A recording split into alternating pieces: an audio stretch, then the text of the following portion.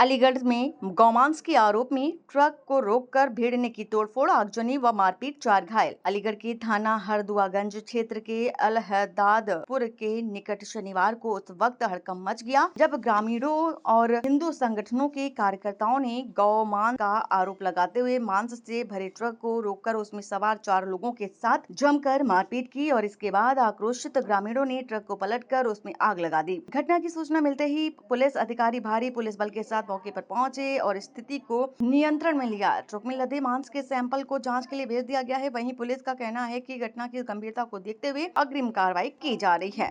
ये क्या नाम है, क्या घटना हुई आज?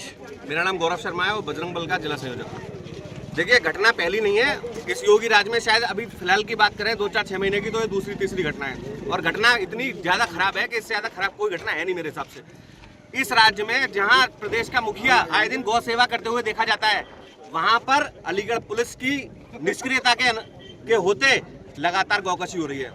एक गाय में काफी मात्रा में बीफ लेकर, अवशेष लेकर यहाँ लोग जा रहे थे और मुझे कहने में कोई गुरेज नहीं है। लोग कहते होंगे शांति प्रिय समुदाय, लेकिन वो मुसलमान थे और इस्लामिक जिहाद का समर्थन करने वाले लोग थे। स्थानीय लोगों ने उनको पकड़ा, उनकी पिटाई भी हुई और पिटाई होनी भी चाहिए। कौन से थाने का मामला था ये अकराबाद थाना है, अकराबाद और हरदुआगंज। पिटाई के बाद यहाँ पुलिस आ गई। पुलिस जिनको पीटा था उनको ले गई। गायों को दफनाया जा रहा है। देखिए, गाय तो हमेशा कट रही है और दफनाई जा रही है, लेकिन समाधान नहीं हो रहा। समाधान है अलीगढ़ के अंदर पैकेट बंद मीट बिके, यहाँ सरकारी स्लॉटर हाउस बने और स्लॉटर हाउस में गाय कटे, भैंस कटे, पट्टा कटे, जो भी कटेगा वो सब होगा, वो पैकेट बंद होगा। मीट की सैंपलिंग यहाँ नहीं होती। दूध की होती है, दही की होती है, बेसन की होती है, चीनी की होती है। लगातार उसमें प्रशासन की टीमें जाती हैं, फिर मोटा मुआवजा लगाती हैं हिंदू व्यापारियों पर। लेकिन मुस्लिम व्यापारी जो मीट का कारोबार करते हैं, उनकी सैंपलिंग क्यों नहीं होती भाई? इस सरकार में नहीं होगी तो किस सरकार में होगी? अब प्रशासन से क्या मांग करते हैं? हमारी प्रशासन से मांग है, जो भी पुलिसकर्मी इसमें लिप्त हैं, चाहे वो थाना अध्यक्ष हो, चाहे वो क्षेत्राधिकारी हो, चाहे वो चौकी इंचार्ज हो, वो निलंबित होने चाहिए। और यदि वो निलंबित नहीं होंगे तो मैं बता दे रहा हूँ, यहाँ आए दिन तिरंगा यात्राएं निकल रही हैं। हम गौकशी को लेके तिरंगा यात्रा निकलने वालों का विरोध करेंगे और पुरजोर विरोध करेंगे। आप तिरंगा जब पकड़ेंगे जब हमारी गाय सुरक्षित होगी। हम काले हाथों से तिरंगा को नहीं पकड़ने देंगे। मेरी भाजपा के जनप्रतिनिधियों से भी आग्रह है, इस पर कठोरता से संज्ञान लेते हुए जो भी दोषी हैं उन पर कार्रवाई हो और पुलिस पर विशेषकर कार्रवाई हो। और कप्तान साहब से मेरा निवेदन है, आप शहर को बहुत अच्छे से चला रहे हैं, आप धन्यवाद के पात्र हैं, लेकिन शहर बहुत अच्छे से चलता रहे और एक तरफ और दूसरी तरफ गाय कटती रहे, ये बर्दाश्त करने योग्य नहीं है। किसी दिन कोई बड़ी घटना हो जाएगी और फिर उसका मेडल आपके गले में ही जाएगा, हमारे गले में नहीं जाएगा। इन घटनाओं को रोकने के लिए जितनी भी गौकशी इस अलीगढ़ जनपद में हो रही है, उसको पूरी शक्ति लगाकर रोकिए। और अगर आप नहीं रोक सकते हैं तो फिर जनता और हम जैसे हिंदूवादी संगठनों को बता दीजिए, हम रात को पहरा देके हम रोक लेंगे। और इस सूचना पर कुछ ग्रामीणों ने यहाँ पर उन्हें रोका था, उनके साथ मारपीट की थी। तो जैसे ही सूचना प्राप्त हुई, थाना पुलिस मेरे द्वारा तुरंत यहाँ मौके पर आएगा, क्योंकि स्थिति उस समय जो थी उनके हित की नहीं थी। तो 4 लोग जिन्हें यहाँ पीटा गया था, उनको तुरंत की जान की सुरक्षा को देखते हुए यहाँ से निकाला गया, उन्हें चिकित्सा में भर्ती कराया गया।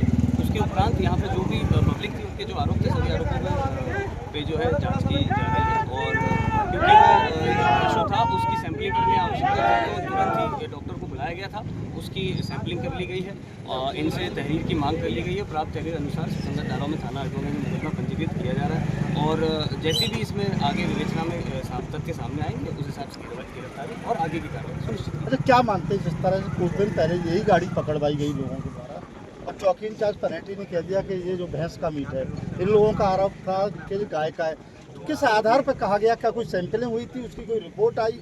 आखिर वो रिपोर्ट आई तो आप लोगों की जानकारी में क्यों नहीं है?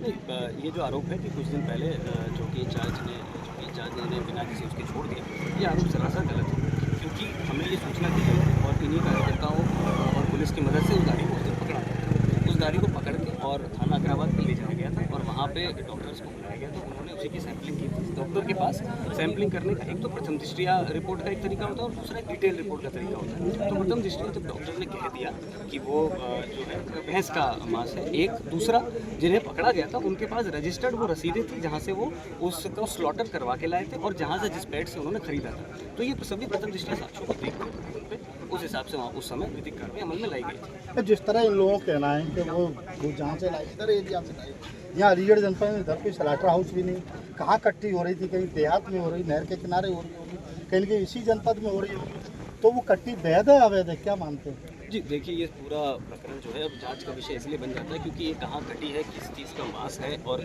कौन लोग इसमें ट्रांसपोर्ट करके और इसे कहाँ ले जा रहे थे। इस सभी बिंदुओं पे हम लोगों ने एक जांच जो है जिसकी संस्कृति करती है, ये सभी पहलू जांच में सामने आने में बहुत ज़्यादा समय लगेगा नहीं। और इसमें जिस भी स्तर पर, चाहे प्रशासन स्तर पर हो, चाहे पुलिस स्तर पर हो, जिस भी अधिकारी की लापरवाही या संलिप्तता पाई जाएगी उसमें हमारे कड़े निर्देश है कि कड़ी से कड़ी कार्रवाई, हम भी अनुशासनात्मक कार्रवाई अमल में लाएंगे। ट्रक को आग के हवाले भी किया गया, ट्रक में आग लगाई गई। नहीं, ऐसी कोई बात नहीं, यहाँ पे ग्रामीण थे और ट्रक को जो है। अलीगढ़ से कुलदीप शर्मा की रिपोर्ट।